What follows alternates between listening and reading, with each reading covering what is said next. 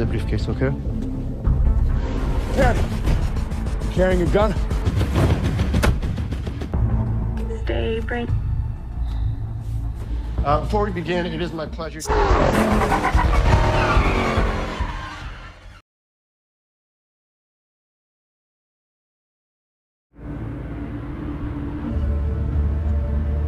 Kisah berlatar di Los Angeles.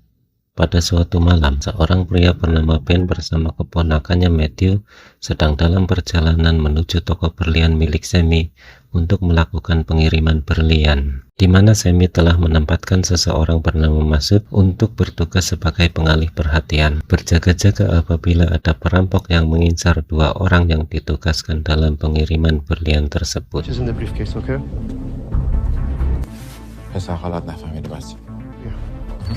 Namun mereka tidak menyadari bahwa ada seorang pencuri profesional bernama Mike Davis yang mengetahui skema pengiriman itu, di mana Mike telah menyimpan sebuah handphone di mobil Masud, dan pada malam itu juga Mike mulai menjalankan aksinya. Feel this moment.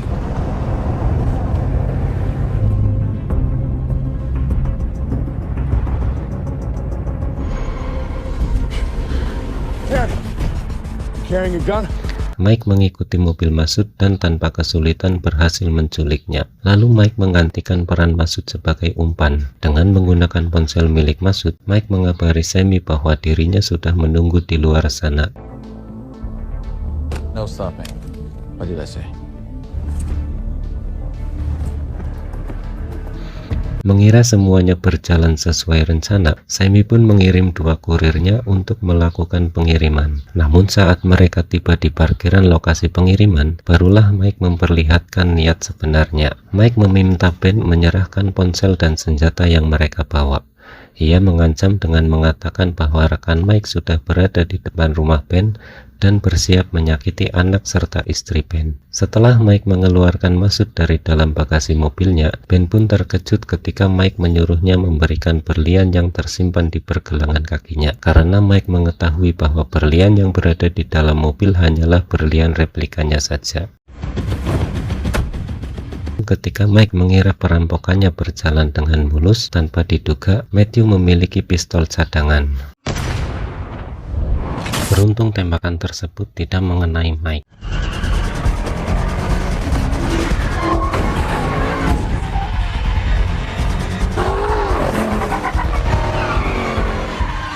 Sesampainya di sebuah area parkiran, Mike lalu menyembunyikan mobilnya dan menggunakan mobil lain untuk melarikan diri. Sejenak kita tinggalkan Mike yang sedang berusaha menenangkan dirinya, lalu cerita beralih pada seorang pialang asuransi bernama Sharon yang saat itu tengah menawarkan produk asuransi kepada seorang miliuner bernama Stephen. Di sana Sharon mencoba meyakinkan Stephen agar memproteksi berbagai lukisan mahal yang dimiliki miliuner tersebut. Namun Stephen lebih memilih mempercayai sistem keamanan pribadinya. Ia merasa sama sekali tidak membutuhkan perlindungan dari asuransi, karena menurut Stephen, pistol seperti ini jauh lebih bisa dipercaya dibandingkan asuransi. You take this.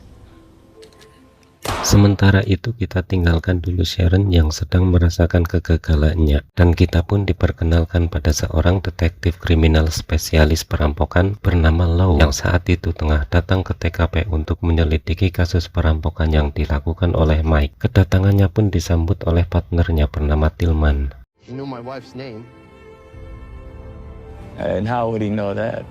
Saat itu Lau meminta keterangan dari 3 orang korban yang terlibat dalam insiden perampokan ini. Ketika Lau mendengar bahwa si perampok mengetahui rahasia skema pengiriman mereka, Lau pun menduga bahwa salah satu dari 3 orang ini bekerja sama dengan pelaku. Dan jika dilihat dari modus operasinya, Lau sangat yakin bahwa pelakunya adalah orang yang sama dengan serangkaian perampokan sebelumnya. Karena si pelaku sama sekali tidak meninggalkan jejak apapun di TKP, lolos dari pantauan CCTV, dan hampir hampir tanpa menimbulkan luka kekerasan pada para korbannya. Sang perampok juga terlihat sangat memahami secara detail target yang akan mereka rampok serta rute pelariannya. Bahkan jalan US 101 selalu menjadi jalur yang digunakannya untuk melarikan diri. Namun Tillman mengatakan bahwa penjelasan tersebut belum cukup membuktikan bahwa pelaku perampokan tersebut adalah Mike yang selama ini menjadi target operasi Law. It's the same guy and I know it. Well, you better be right, Lou. Sementara itu, Mike sendiri kini berada di sebuah hotel, menyimpan barang hasil curiannya. Namun aksi perampokan terakhir yang ia lakukan tadi tampaknya masih membekas di pikirannya. Hal inilah yang membuat Mike menunda rencana aksi perampokan berikutnya. Mike kemudian menyampaikan pembatalan tersebut kepada rekannya sekaligus penadah barang curian bernama Manny. Something bothering you? There was an incident. Someone could get hurt. Meski begitu, Mike tetap menyusun rencana perampokan lain yang entah apakah Sharon akan menjadi target berikutnya atau tidak. Namun yang jelas, Mike tertarik pada profil Sharon sebagai pegawai asuransi.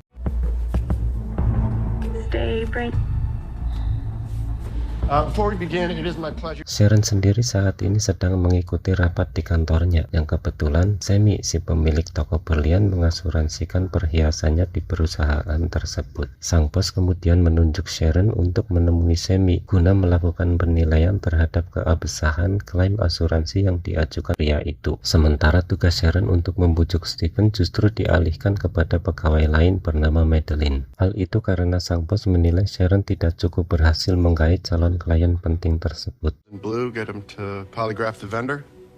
Yeah, sure. Okay, next. Di sisi lain, Sammy saat ini juga sedang diselidiki oleh Law dan Tillman. Dari sini terungkap bahwa Sammy mengirim seluruh instruksi pengirimannya melalui email. Hal itu membuat Law menduga bahwa si pelaku perampokan telah meretas email miliknya. Dan benar saja, dugaan Law ternyata tepat karena Mike memang sering menggunakan jasa seorang peretas bernama Devon untuk mencuri berbagai informasi yang mempermudah aksi perampokannya. Calendar, Facebook, WhatsApp, Instagram. Pada malam harinya, ketika berada di stopan, mobil Mike tiba-tiba ditabrak oleh seorang wanita bernama Maya yang sedang mengendarai mobil milik bosnya. Mike yang agak paranoid sempat menolak mengurus klaim asuransi karena ia harus menggunakan kartu identitasnya. Sementara Maya sendiri tidak terlalu paham bagaimana prosedur pengajuan klaim asuransi. Akhirnya mereka hanya bertukar nomor kontak saja, dan tampaknya Mike mulai tertarik dengan wanita tersebut.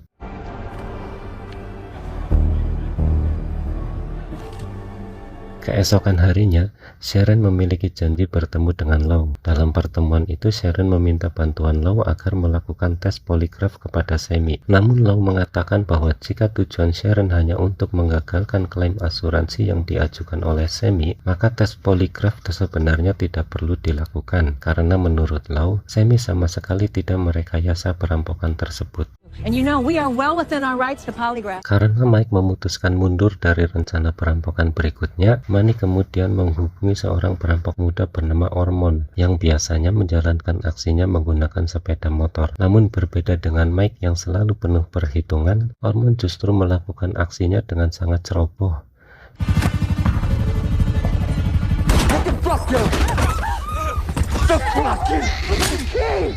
Ia bahkan merampok perhiasan di luar target yang sudah ditentukan dan hampir saja membuat dirinya terjebak di dalam toko perhiasan tersebut.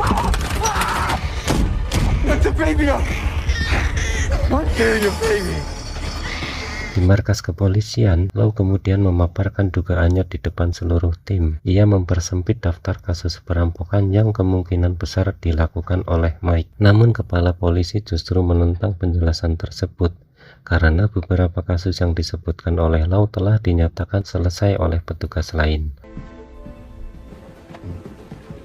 Sementara menunggu kabar dari Devon, Mike akhirnya memberanikan diri mengajak Maya makan malam. Ia mengundang Maya untuk dinner di sebuah restoran mewah. Maya mengatakan bahwa dirinya merasa kurang nyaman berada di tempat seperti itu. Mike pun akhirnya jujur bahwa ia sengaja mengajak Maya ke restoran mahal hanya untuk membuatnya terkesan. Seperti pepatah yang mengatakan benih cinta bisa tumbuh dari kebiasaan, bagi mereka berdua bahkan makanan kaki lima pun bisa terasa seperti hidangan bintang 5.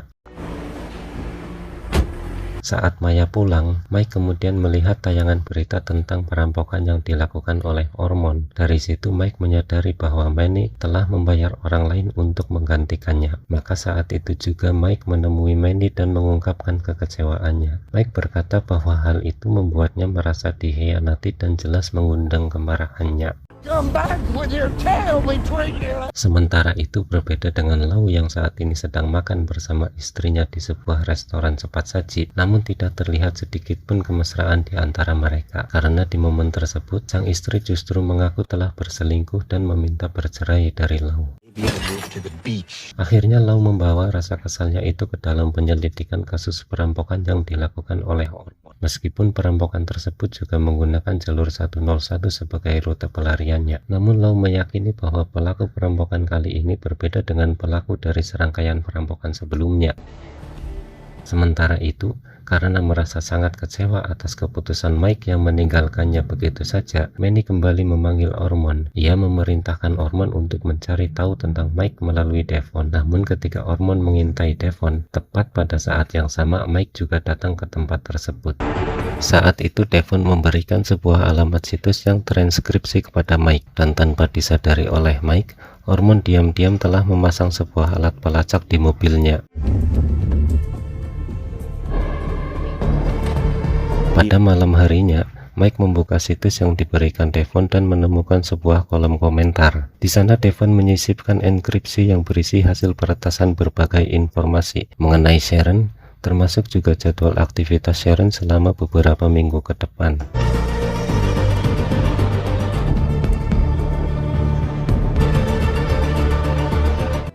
Tak lama kemudian, Mike mulai menjalankan modus pendekatannya kepada Sharon dengan sedikit memperlihatkan seberapa tinggi kelasnya demi menarik perhatian Sharon.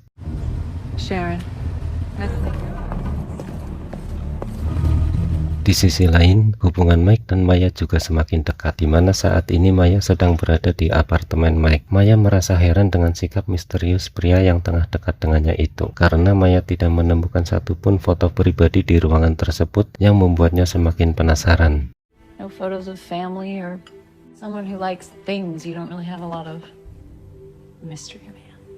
Selepas Maya pulang, Mike melihat sosok yang tampak familiar di seberang jalan. Ketika Mike menyadari bahwa orang itu selama ini sedang mengikutinya, gara-gara kejadian tersebut, Mike pun terpaksa pindah apartemen secara mendadak yang membuat Ormond kehilangan jejaknya. Akibatnya Ormond akhirnya mendatangi Devon untuk mengetahui rencana Mike yang sebenarnya.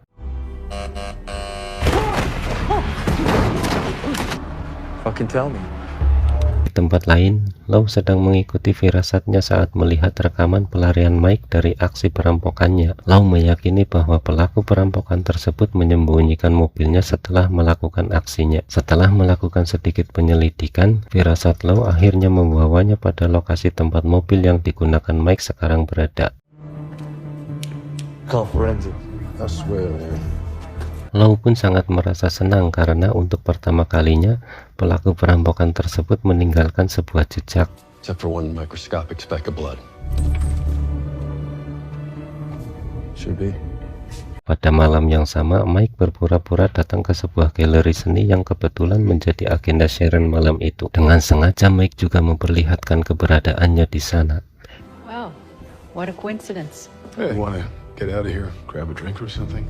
Sharon mengatakan bahwa karena pekerjaannya, ia cukup pandai membaca karakter seseorang. Mike lalu menantang Sharon untuk mencoba membaca dirinya. A little too perfect. Which tells me you have a lot of money and a lot of time. Mike tampak cukup terkesan dengan analisis Sharon, dan kini giliran Mike yang mencoba membaca Sharon.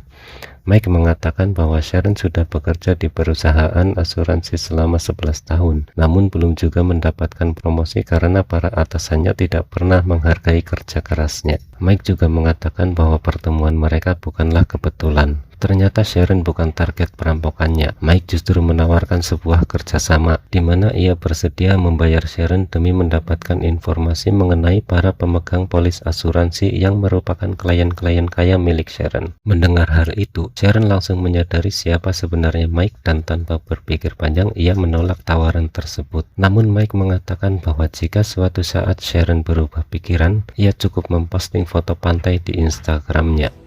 So you're a thief.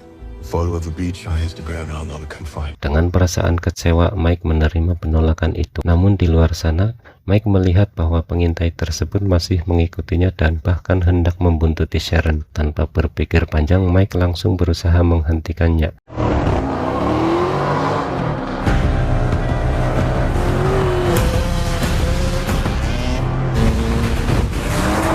Sempat pengejaran Mike terhalang oleh sebuah bus yang melintas di depannya. Namun Ormond yang dikenal sebagai pencinta adrenalin justru menantang Mike. Ormond merasa berada di atas angin sehingga terlihat cukup percaya diri saat melihat Mike tertinggal jauh di belakang. Hingga akhirnya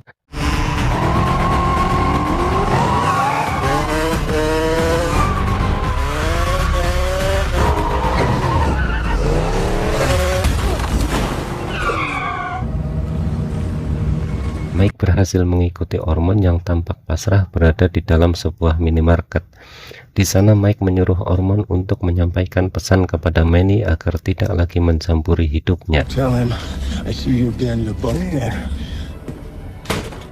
Let go. Di sisi lain, sejak perceraian yang dialaminya, Tillman menyarankan Lou untuk mencoba sesuatu yang baru guna meredakan stres. Ia menyarankan Lou mengikuti kelas yoga yang dulu pernah ia ikuti. Tanpa diduga, Sharon juga mengikuti kelas yoga yang sama. Tepat saat itu Tillman memberi kabar kepada Lou bahwa ia bersama seorang detektif bernama Townsend sedang menangani sebuah kasus perampokan yang mungkin saja pelakunya adalah orang yang selama ini dikejar Lou. Namun ketika Lou tiba di lokasi, Townsend justru menembak pelaku yang sedang mencoba melarikan diri. Ketiga detektif itu pun terkejut ketika mengetahui bahwa pelaku perampokan tersebut ternyata hanyalah seorang remaja. Karena tidak ingin terkena masalah, Townsend kemudian menyabotase TKP dengan meletakkan sepucuk pistol di tangan jasad remaja itu agar ia memiliki alasan kuat atas penembakan tersebut. Di kantor polisi, Lou memberikan kesaksian palsu karena ia tidak ingin menutupi kebenaran hanya demi melindungi kesalahan seorang polisi. Namun tanpa diduga, Tillman merupakan partnernya sendiri justru memberikan kesaksian yang mendukung Townsend. Akibatnya Lou malah terkena skorsing karena menolak ikut menutupi citra buruk kepolisian. Namun, tepat ketika Lou menjalani masa skorsingnya, hasil pemeriksaan mobil Mike akhirnya keluar. Dari sinilah terungkap identitas asli Mike yang bernama lengkap James Davis. Di kantor asuransi, Sharon kini sedang berada dalam rapat bersama bosnya. Tanpa diduga, Madeline berhasil menggait Stephen untuk menjadi klien perusahaan mereka. Bahkan Madeline berhasil membujuk Stephen agar mengasuransikan berlian yang akan ia hadiahkan kepada calon istrinya. Keberhasilan Madeline ini semakin membuat Sharon dipandang sebelah mata. Bahkan sang bos enggan memberikan promosi kepada Sharon yang telah bekerja selama 11 tahun di perusahaan tersebut. Sang bos bahkan mempersilahkan Sharon jika ia ingin keluar dari perusahaan tersebut. It's not a good number for a woman in this business, is it? Merasa lelah dengan karirnya yang tidak berkembang dan terus diremehkan oleh atasannya, Sharon akhirnya pergi ke pantai dan memposting foto di Instagram sebagai tanda bahwa ia menerima tawaran Mike.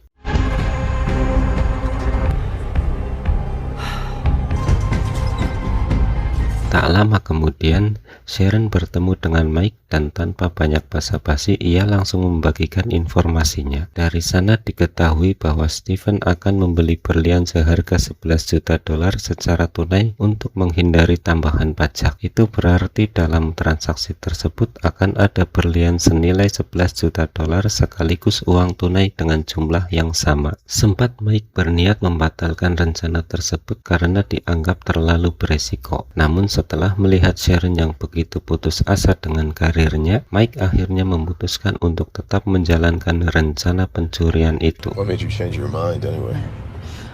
You realize you don't have as much time as you thought you had. Di sisi lain, Lou mendatangi alamat rumah terakhir Mike yang terdaftar dalam profilnya. Di sana Lou bertemu dengan ibu Mike yang khawatir dan mencoba menghubungi anaknya. Saat Mike menelepon kembali ibunya, Lou langsung mengambil alih panggilan tersebut. Saat itu terlihat jelas bahwa Lou merasa cukup senang karena usahanya selama ini akhirnya mulai membuahkan hasil. Hello, James.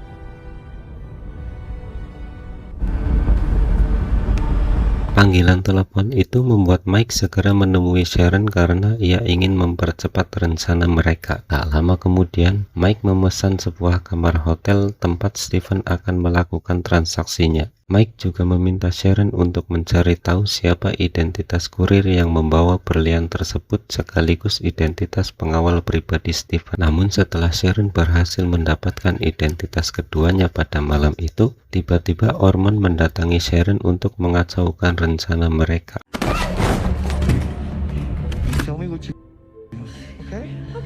Kejadian ini membuat Sharon merasa bahwa nyawanya berada dalam bahaya. Pada akhirnya Sharon memutuskan untuk menceritakan semuanya kepada Lau. Meski begitu, Lau justru merasa sedikit bersimpati setelah mendengar bahwa semua ini berawal dari keputusasaan Sharon di tempat kerjanya. Karena itu, Lau bersedia menutupi persekongkolan antara Sharon dan Mike. Tell me more about this Mike. Setelah percakapan itu, Lau menuju ruang barang bukti kepolisian. Entah apa rencananya, Lau mengambil sebuah berlian palsu dari kasus perampokan Mike terhadap berlian milik Sammy. Sementara itu, berbekal informasi dari Sharon, Ormond pergi menuju hotel tempat Mike akan menjalankan aksinya. Ormond berencana untuk membacak hasil curian Mike sebelum Mike sempat melarikan diri. Sebelum itu, Mike terlebih dahulu menemui Maya. Mike mengatakan bahwa dirinya akan melakukan perjalanan dinas keluar kota selama beberapa hari. Namun melihat sikap Mike yang selalu tertutup membuat Maya merasa bahwa ia tidak benar-benar mengenal Mike. Karena itu Maya memilih untuk mengakhiri hubungan mereka. Tibalah hari di mana Mike menjalankan aksinya. Mike melakukan rencana yang hampir sama seperti saat merampok berlian milik Sammy, yaitu menyamar sebagai pengawal Stephen. Hands on the steering wheel, Bob. Namun ternyata bukan hanya Mike yang telah bersiap dengan rencananya, Ormond juga sudah berada di hotel dengan penyamaran sebagai pegawai hotel.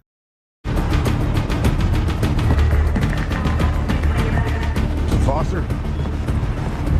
Sementara itu, Lau juga bersiap untuk menghentikan perampokan tersebut dengan cara menyamar sebagai kurir yang membawa berlian yang akan dibeli oleh Stephen. A lot of homeless here, huh?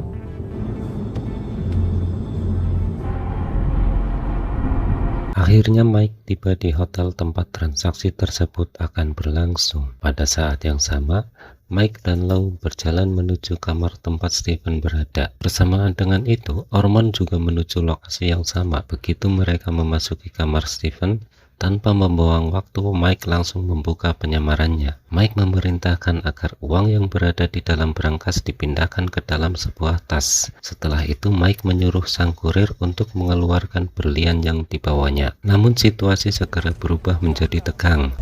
Dalam adegan saling menodongkan senjata itu, Ormond yang berada di luar kamar mendengar semuanya. Ia merasa kesal karena keberadaan polisi akan merusak rencananya untuk membacak hasil perampokan tersebut. Meski begitu, karena sudah terlanjur berada di situasi ini, Ormond akhirnya mengambil tindakan nekat. Listen to me.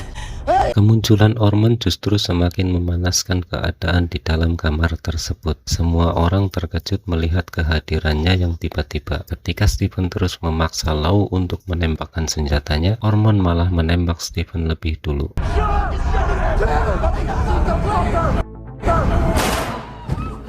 Setelah itu, Ormond memerintahkan Lau untuk mengambil berlian tersebut. Namun karena Lau terus berusaha mengulur waktu, Ormond mulai kehilangan kesabarannya dan berniat menembak Lau saat itu juga.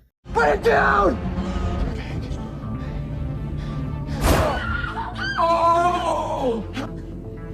Pada saat yang sama, Mike memanfaatkan kelengahan Ormond. Mike mengatakan bahwa ini adalah pembunuhan pertama dalam hidupnya karena selama ini semua aksi perampokan yang ia lakukan selalu bersih tanpa kekerasan dan tanpa korban jiwa. Semua itu terjadi karena Ormond nekat menembak Stephen tepat di depan matanya. Lau sendiri mengetahui fakta tersebut. Selama bertahun-tahun ia telah mempelajari setiap aksi Mike dan memahami bahwa sebenarnya Mike bukanlah orang jahat. Karena itu Lau meminta Mike menurunkan senjatanya. Lau menawarkan sebuah kesepakatan dan memberinya kesempatan untuk meninggalkan tempat itu. Dengan syarat Mike harus meninggalkan uang dan berlian tersebut. Lau berencana menjadikan Ormond sebagai satu-satunya kambing hitam dalam kasus perampokan ini. Lau bahkan mengancam Stephen bahwa ia akan membocorkan transaksi berlian tersebut yang dilakukan secara ilegal jika Stephen tidak mengikuti skenario yang telah ia siapkan. I'm at the Beverly Wilshire Room 1018.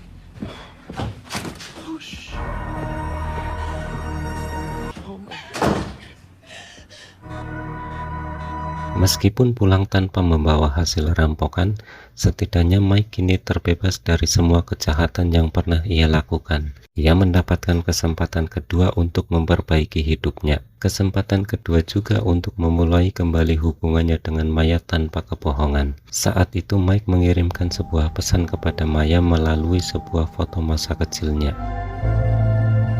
Now time to slowly begin to. Namun ada hal yang mungkin membuat penonton sedikit terkejut, yaitu tentang kemana perginya berlian palsu yang sebelumnya diambil Lau dari ruang barang bukti kepolisian. Ternyata berlian palsu itu kini berada di dalam brankas milik Stephen, sementara berlian yang asli justru diberikan Lau kepada Sharon agar ia bisa memulai hidup barunya. Maybe I'll open that in here. Di sisi lain, Lau juga mendapatkan sebuah kejutan dari Mike. Mike mengirimkan pesan melalui ponsel Sharon, dan ketika Lau menelusuri lokasi dari foto tersebut, ternyata Mike telah mewariskan salah satu mobil mewahnya kepada Lau sebagai tanda terima kasih.